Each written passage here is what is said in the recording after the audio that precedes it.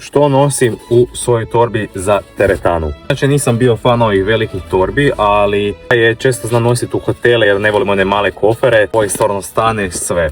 Prvo po redu je u ovom malom džepu jedan mikrofon, drugi mikrofon. Znate i sami da snimam najviše videa iz teretane. Mikrofone uvijek volim nositi u torbi da ih ne zaboravim u autu, tako da tu stoje. Hlače za trening, najbolje hlačice za trening koje možete imati jer imaju ovu podstavu unutra koja ima džep. Ovo je najbolja moguća stvar ako trčiš, neće ti se drmat mobitel, neće ti mobitel plesat kao da staviš ovaj normalan džep.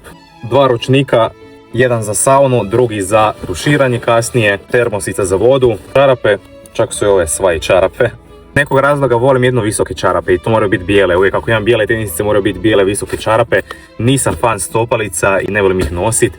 Gurtne, zašto gurtne? Jer radim rumunski deadlift i neke slične stvari gdje jednostavno ti je grip ti popušta, tako da mislim da su gurne jako dobra stvar ako ih ne koristite. I zadnje je žlica za tenisice jer mi uvijek treba, jer uvijek se živiciram kasnije kad oblačim tenisice, tako da ovo je must have.